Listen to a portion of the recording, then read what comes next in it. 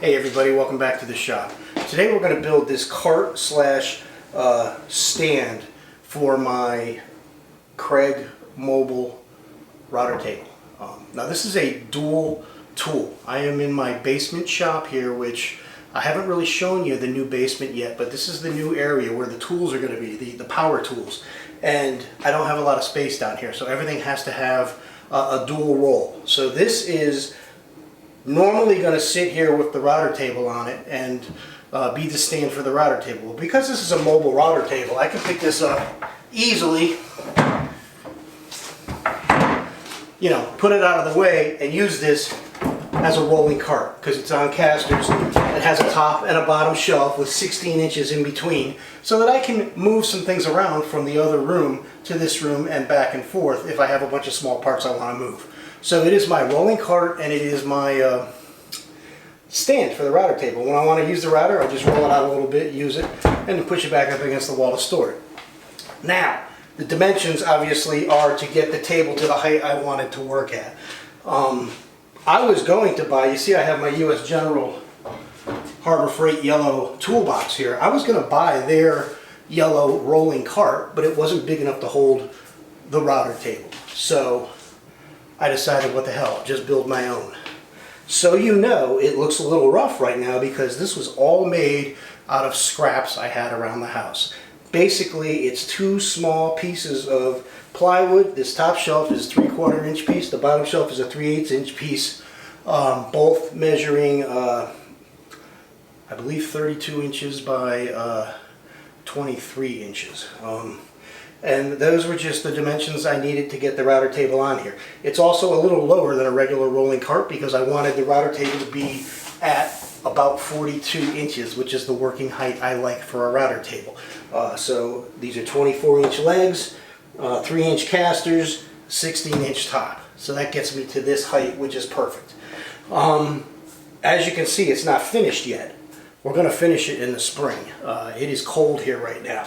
We're down in the high 20s, low 30s, and I can't spray down here. I have no ventilation. I just have these casement windows. I prefer to just paint outside, so I'm going to finish it in the spring, probably an April video for you. What I would like is some input from you all. Do I paint it the Craig blue? Do I go with the US General yellow and kind of match cart to cart? Or do I really go freaky and do the Ryobi? Is that green? Is that yellow? I don't even know. Let me know. What colors should I pick? I mean, Ace Hardware, the big box stores, they match paint colors really cool now. So we're going to paint this thing to match one of these, make it look good. It is ugly right now, like I said, because it was all lumber that was from mainly offcuts from the shed I built in my backyard to hold my motorcycle. So from here on out, this is going to be a complete build, start to finish, in one video. I am filming this a little bit different. I'm trying something. For those of you that have followed YouTube woodworkers for a long time, you know Jimmy DiResta years ago up in his New York City basement shop did some very interesting kind of fast forwarding talk over videos. I filmed this like that. So let me know what you think. Do you like the way I'm doing this one? Would you prefer to see the 4 or 5 segment build that's hours and hours? You know, they don't get, my build videos don't get a lot of views, which is why I'm trying something different. This whole build piece of this video is only about 9 minutes, so it's quick and concise, but you can see what I'm doing. I will explain everything I do, and it's going to be start to finish. So leave some comments. Let me know how you feel about that. Do you like it? Would you rather the longer videos where I explain everything, or do you think what I did here is enough and you like it? So without further ado, if you do like these things, hit the like button. Please subscribe if you haven't, and here we go with the build. Here it is. Okay, the first step is to build the legs, and this is just 4 pieces of plywood cut at 4 inches and 4 pieces cut at 3.5 inches, and then pocket screwed together in an L shape to make the 4 legs.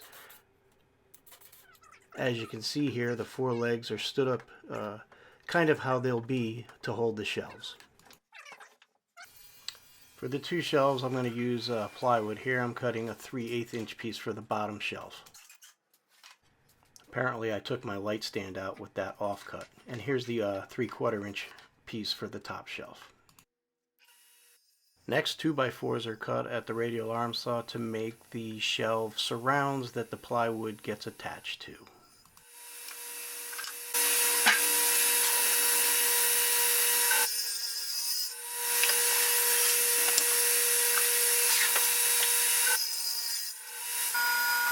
After dimensioning the 2x4s at the radial arm saw, I did run a face and an edge through my joiner to flatten them. Somehow the camera ate that footage, so I apologize for that. But after that, I am running the face and the edge that wasn't on the joiner through the table saw. Reason I'm using the table saw for both pieces is my planer is in the shop. Those of you that saw my planer video know that it broke right after I purchased it. DeWalt is repairing it, so I'm using the table saw to finish the dimensioning here.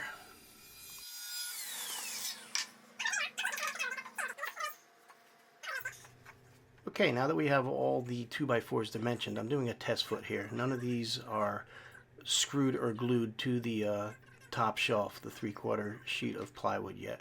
Just getting everything lined up and doing a little test fit before we glue these down and screw them in.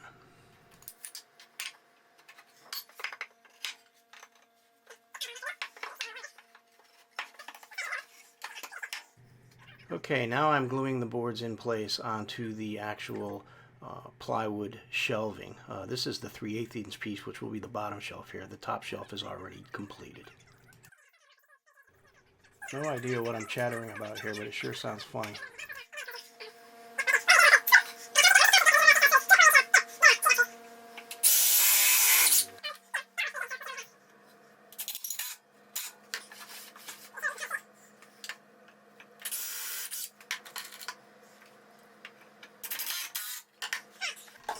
And here are the two shelves complete.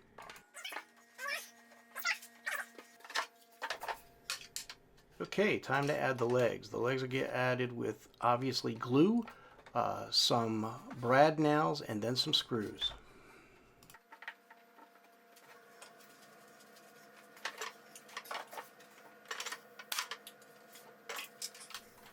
Sadly, the brad nailer acted up on me.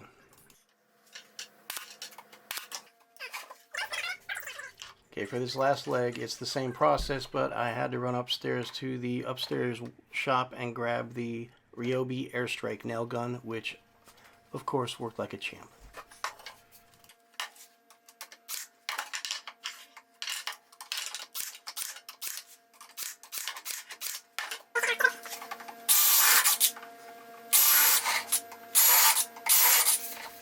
Drilling some pilot holes here.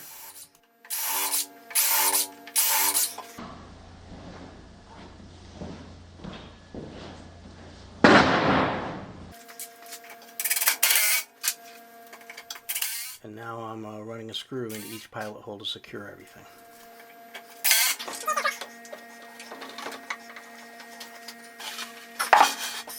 The top shelf is kind of the same process. It's just it's upside down, and then the whole cart is actually upside down, so that both shelves are actually facing down at this point. It kind of makes sense. And then it's just the same process. Run some brads, run some pilot holes, run some screws. Here I'm just adding a little glue block in each corner so that the casters have some meat to screw into. You can see off to the left my new jointer. I'll have a video coming up on that soon. I am very excited to get that going. Next up, attaching the casters.